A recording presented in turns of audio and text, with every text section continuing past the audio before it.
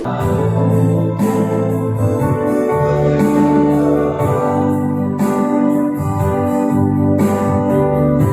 Bapa, Allah yang bertahta di dalam kerajaan surga, dalam nama Tuhan Yesus Kristus. Oleh Roh-Mu menuntun kami semua, sehingga kami boleh berhimpun di tempat ini, walaupun suasana sedang mencekam, tapi kami yakin ada maksud Tuhan di dalam hal ini, supaya ada pertobatan terjadi di permukaan bumi ini, di negara kami, bahkan daerah kami, dan khususnya Kabupaten Murung Raya. Kami yakin dan percaya Engkau akan berfirman kepada kami, membuktikan bahwa Engkau mengasihi kami, dan kami mendapat mengenal Engkau dengan baik dan benar. Terpujilah nama-Mu Bapa. Urapi hamba-Mu, berikan hikmat akal budi. Di dalam nama Tuhan Yesus Kristus kami akan terima berkat firman-Mu. Haleluya. Semua yang percaya katakan amin. Silakan duduk kembali. Saudara yang dikasihi Tuhan Yesus Kristus, kalau minggu yang lalu kita berbicara tentang di mana kekristenan mulai menyebar luas pada waktu itu, yang disampaikan oleh Roh Kudus melalui anak-anak Tuhan dan para rasul, dan setelah berkembang begitu pesat, maka Allah sendiri menentukan dan melantik di mana jawatan-jawatan untuk membangun gereja Tuhan itu. Dan jawatan-jawatan itu kita sudah ketahui: rasul, nabi, pengajar, dan penginjil, dan gembala. 5 jabatan ini tujuannya untuk membangun gereja. Dan 5 jabatan ini masih ada sampai sekarang ini. Dan kita yakini dia sedang bekerja, walaupun ada beberapa jabatan tidak nampak atau tidak, orang-orang tersebut tidak menyebutkan dirinya sebagai rasul, sebagai nabi, tapi Roh yang bekerja melalui jabatan ini masih ada sampai sekarang. Saya katakan kita akan berbicara nanti pada waktu itu tentang karunia-karunia. Namun sebelum kita masuk kepada karunia-karunia, saya ingin menjelaskan kepada saudara bahwa bukti Roh Kudus adalah sebagai pribadi. Karena kita sudah banyak berbicara tentang Roh Kudus, dan kita kenal di dalam gereja mengajarkan Tritunggal Allah. Dan salah satu bagian dari Tritunggal itu adalah Roh Kudus. Karena Roh Kudus bukan Bapa, Bapa bukan Roh Kudus, begitu pula Roh Kudus bukan anak, anak bukan Roh Kudus, dan seterusnya. Nah, sebab itu kita akan mengenal pribadi dari yang satu ini. Benarkah Roh Kudus itu mempunyai pribadi yang tersendiri? Oleh sebab itu saya ingin saudara membuka Alkitab sebagai bukti Roh Kudus adalah sebagai pribadi. Yohanes 14 ayat 16 dan 17. Untuk menghormati firman Tuhan, kita bangkit berdiri. Sekali lagi Yohanes 14 ayat 16 dan 17. Saya bacakan di sini. Aku akan meminta kepada Bapa, dan Ia akan memberikan kepadamu seorang penolong yang lain. Perhatikan, garis bawahi, seorang penolong yang lain, supaya ia di sini, yaitu penolong itu, menyertai kamu selama-lamanya, yaitu roh kebenaran. Dunia tidak menerima dia. Kata dia di sini menunjuk kepada roh itu. Sebab dunia tidak melihat dia. Sekali lagi, dia di sini yaitu roh itu. Dunia tidak bisa melihat dan tidak mengenal dia. Sekali lagi, menunjuk kepada roh itu. Tapi kamu mengenal dia sebab ia menyertai kamu dan akan diam di dalam kamu. Semua silakan duduk kembali. Nah, dari sini kita dapat nanti belajar memahami bukti Roh Kudus adalah sebagai pribadi. Jadi banyak orang salah memahami tentang roh ini atau Roh Kudus ini. Roh Kudus bukan sekedar kuasa yang seringkali kita dengar orang menggaungkan tentang kuasa Roh Kudus. Sekali lagi, saya ingin sampaikan, Roh Kudus bukan sekedar kuasa.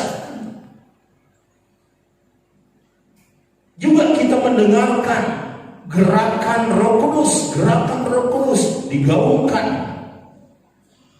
Tetapi saya katakan juga, Roh Kudus bukan sekedar suatu gerakan, tetapi Roh Kudus adalah satu pribadi.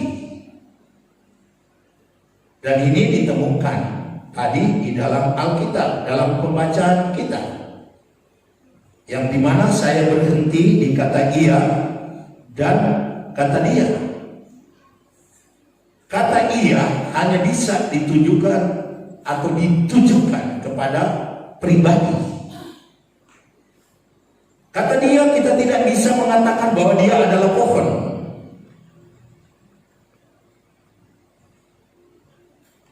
Atau kita katakan itu dia sapi yang ada di sini.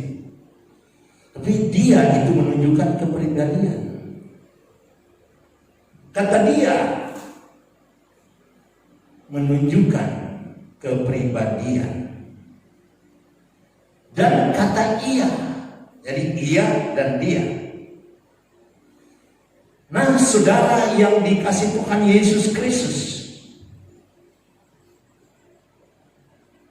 karena kata dia dan ia membuktikan bahwa ia itu Roh Kudus dan merupakan pribadi yang pasti. Jadi bukan sekedar kegerakan, bukan sekedar kuasa, tapi sekedar atau bukan sekedar kegerakan dan bukan sekedar kuasa, tapi dia menunjuk kepada pribadi. Nah, untuk menunjuk kepada pribadi,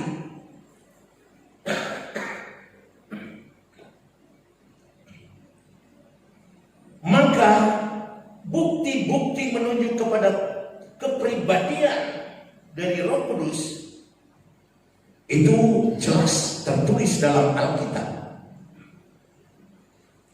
Dan tentunya kita ingin bukti. Jadi kalau kita berbicara tentang kepribadian dari Roh Kudus itu, kita harus memiliki bukti.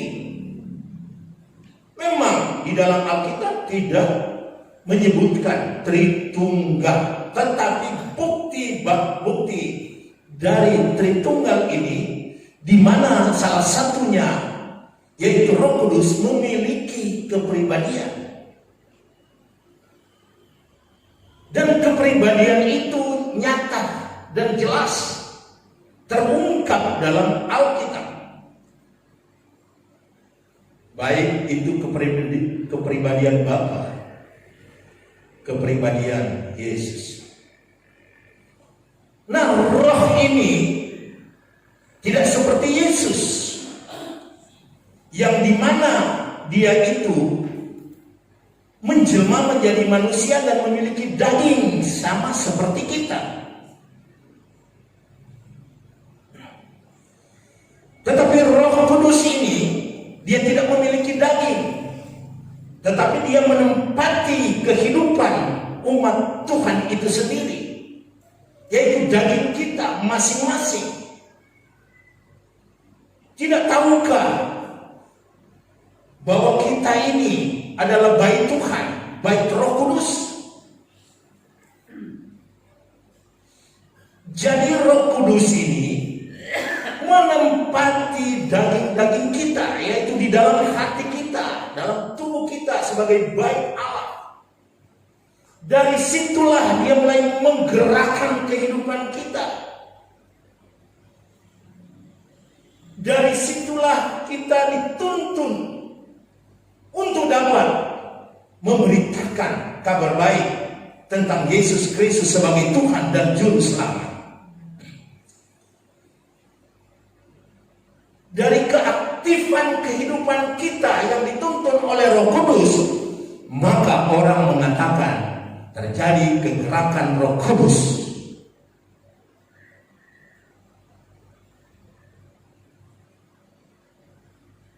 Dari keaktifan kehidupan kita dalam pelayanan pekerjaan Tuhan dan mujizat-mujizat terjadi, sehingga orang mengatakan itu adalah kuasa Roh Kudus.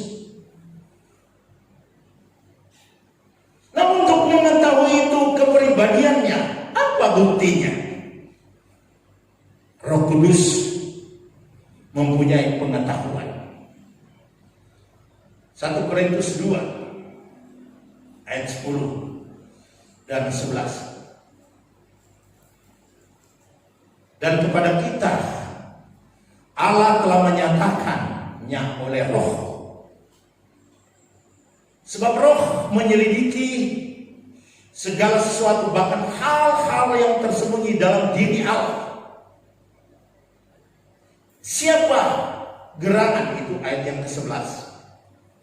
Siapa gerangan di antara manusia yang tahu apa yang terdapat di dalam diri manusia selain roh manusia sendiri yang ada di dalam dia? Demikian pula lah tidak ada seorang yang tahu apa yang terdapat di dalam diri Allah selain roh Allah. Ini berbicara tentang pengetahuan dari roh. Kepribadian roh memiliki pengetahuan, bahkan maha tahu tentang diri Allah. Keberadaan daripada Allah itu yang ada di dalamnya, Bapa, pribadi anak, dan roh itu sendiri. Jadi kita lihat kepribadiannya nyata. Ada pribadi, seorang yang memiliki pribadi seperti saudara, manusia. Saudara memiliki pengetahuan. Sebatas apa pengetahuan saudara, tapi pada dasarnya manusia memiliki pengetahuan sebagai pribadi. Pribadi dari Daniel Oro, pendeta Daniel Oro memiliki pengetahuan. Walaupun pengetahuan kita itu berbeda-beda, memiliki batas-batas sendiri. Pengetahuan saya dengan saudara berbeda, mungkin saudara lebih memiliki pengetahuan yang luas, dan seterusnya. Tetapi pengetahuan dari Roh Kudus itu, di mana ada manusia yang tidak memahami, tetapi Roh Kudus itu paham. Artinya Roh Kudus memiliki pemahaman yang luas dan dalam dan tinggi. Kemudian kalau secara kejiwaan tentang kepribadian, yaitu pikiran tadi, pengetahuan, kejiwaan, memiliki kehendak. Jadi Roh Kudus ini memiliki kehendak. Artinya dia memiliki kepribadiannya sendiri. Korintus 12 ayat 11, tetapi semuanya ini dikerjakan oleh Roh yang satu dan yang sama, yang memberikan karunia kepada tiap-tiap orang secara khusus seperti dikehendakinya. Jadi ada kehendak untuk memberikan karunia kepada kita gereja masing-masing. Sebab itu saya katakan tadi bahwa sebelum kita berbicara tentang karunia-karunia yang diberikan kepada gereja, 5 jawatan dan umat-umat Tuhan yang lainnya, termasuk saudara dan saya, kita harus mengenal dulu secara jelas siapa Roh Kudus itu. Jadi kita lihat di sini, tetapi semuanya ini dikerjakan oleh Roh yang satu dan yang sama, yang memberikan karunia-karunia kepada tiap-tiap orang secara khusus.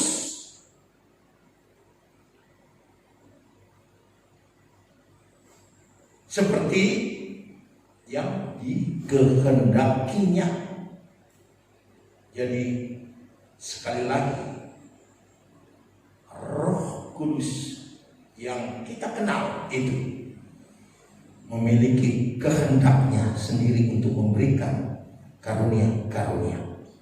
Dan ini hanya apabila dia memiliki kepribadiannya.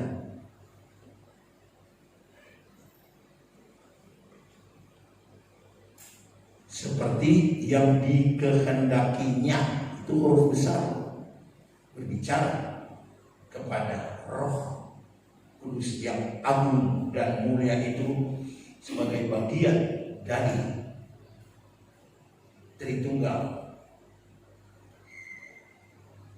yang besar itu. Besar, tetapi memiliki 3 pribadi. Kalau dia memiliki pribadi, kita kenal Bapa, pribadi Bapa begitu besar kasihnya kepada kita.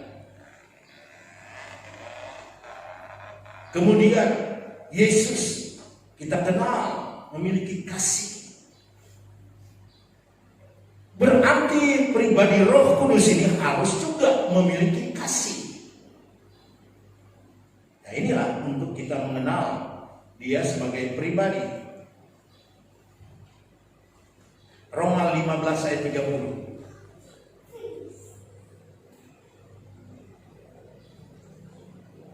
Tetapi demi Kristus Tuhan kita dan demi kasih Roh, perhatikan di situ.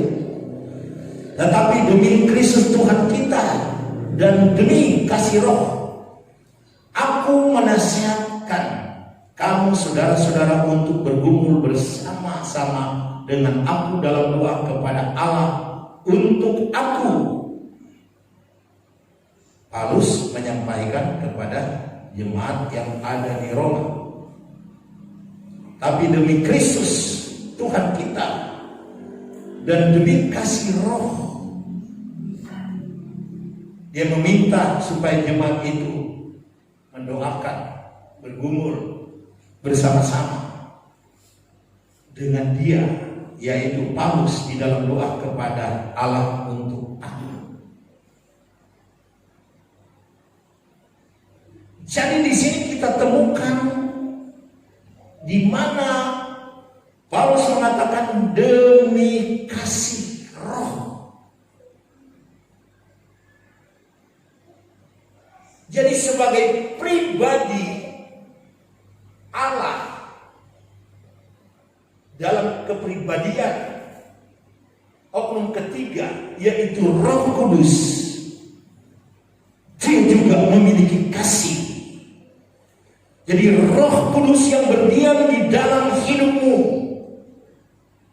sebagai bait Tuhan, Roh Kudus yang ada di dalam saudara dia memiliki kasih.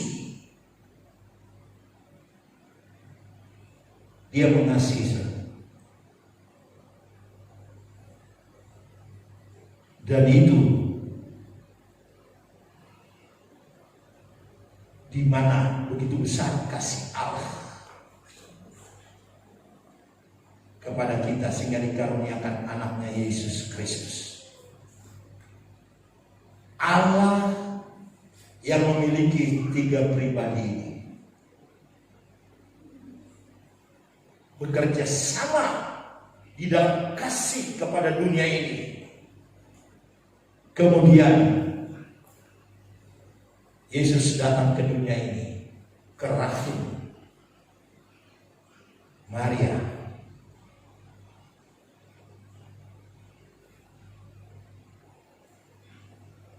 Mengapa disebut Roh Kudus? Bukankah Allah itu roh? Ya, Allah itu roh, tetapi penyebutannya berbeda-beda. Roh Bapa, Roh Anak, dan Roh Kudus. Itu saudara harus mengetahui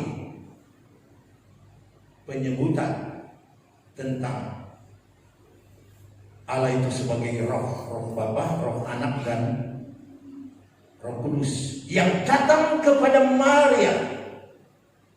Itu roh Anak, sehingga dia menjadi daging. Yohanes 1 ayat 14, dia menjadi manusia. Firman itu menjadi manusia.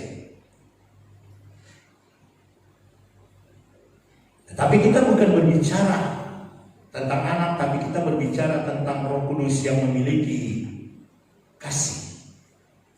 Dan ini sebagai bukti nyata bahwa Roh Kudus itu adalah pribadi yang tersendiri.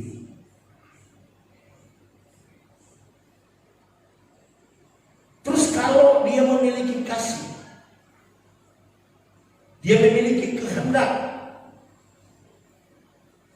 memiliki pengetahuan, berarti Roh Kudus mempunyai pikiran.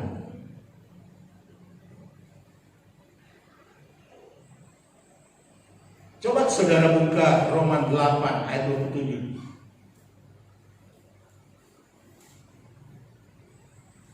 Dan Allah yang menyelidiki hati nurani mengetahui maksud roh itu, yaitu bahwa ia sesuai dengan kehendak Allah berdoa untuk orang kudus.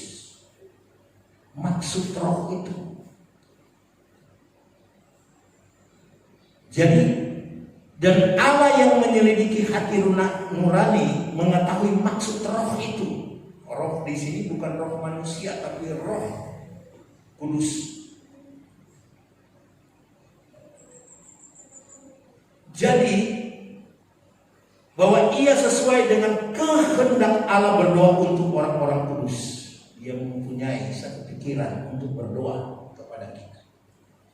Kalau dia tidak memiliki pikiran, tidak memiliki kasih, dia tidak memiliki kehendak. Sebab itu betapa penting kita itu berdoa di dalam roh.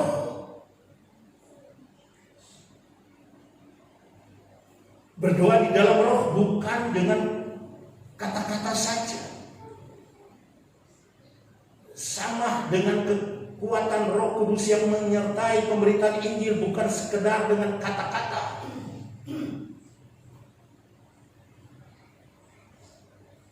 Berdoa di dalam roh, yaitu Roh Kudus yang ada dalam kehidupan kita menyampaikan sesuatu yang ada dalam hidup kita. Menjadi maksud kita, menjadi rencana kita. Dan ini adalah pikiran Roh Kudus. Ini adalah kasih Roh Kudus. Inilah kehendak Roh Kudus. Ini adalah pengetahuan Roh Kudus untuk membangun gereja yang memiliki 5 jabatan dan akan mengaruniakan karunia-karunia kepada umatnya, termasuk saudara dan saya.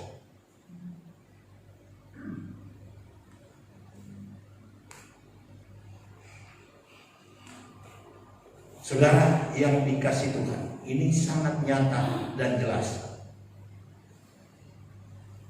Karena ini bukti yang nyata dari sifat-sifat yang sangat penting yang ada kepada pribadi yang dimiliki oleh Roh Kudus. Sebab itu jangan kita mengabaikan. Yesus juga sudah mengatakan, kalau kita membenci, mengolok Yesus Kristus, masih dapat pengampunan. Tapi kalau kita mengejek, mengumpat kepada Roh Kudus, tidak ada pengampunan, baik di bumi dan di surga. Sebab itu kita harus berhati-hati dengan Roh Kudus ini. Dia mengasihi saudara. Kalau kita membuka hati, maka Roh Kudus akan masuk dalam hidup kita. Karena era sekarang adalah era pekerjaan Roh Kudus. Dan sekali lagi, Roh Kudus itu tidak memiliki tubuh seperti Yesus. Tapi Roh Kudus ini memiliki tubuh saudara dan saya.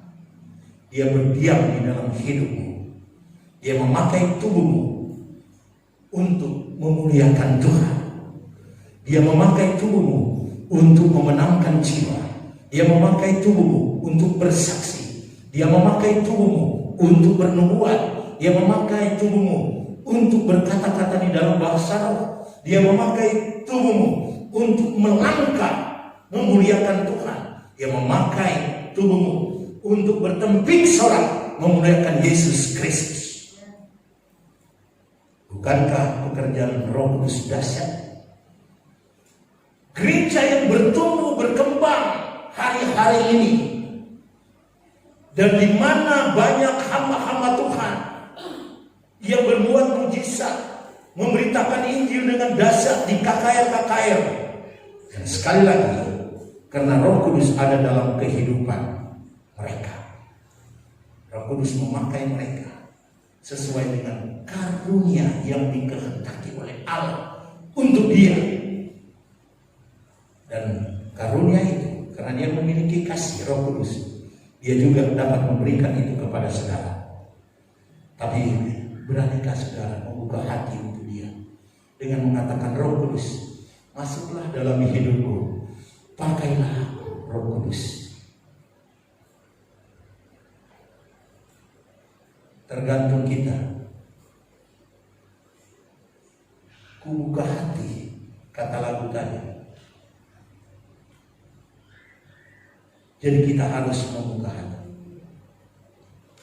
Kiranya firman Tuhan ini boleh dapat menguatkan kita sekalian. Kita berdoa. Bapa di surga, di dalam nama Tuhan Yesus Kristus, sebelum jauh pemberitaan firman Tuhan masuk di dalam karunia-karunia Roh Kudus, tetapi kami sudah mendengarkan sebagian firman Allah tentang bukti Roh Kudus adalah sebagai pribadi yang ada di dalam kehidupan kami masing-masing, sehingga pekerjaan Tuhan terjadi satu pergerakan rohani yang luar biasa. Pekerjaan Tuhan menimbulkan satu semangat yang dahsyat dan luar biasa. Dan ini adalah pekerjaan Roh Kudus dalam kehidupan kami pribadi. Karena tubuh kami ini adalah bayi Tuhan, dan kami tidak akan mendukakan roh. Kami tidak akan menolak Roh Kudus, tapi kami membuka hati. Masuklah Roh Kudus dalam hati kami.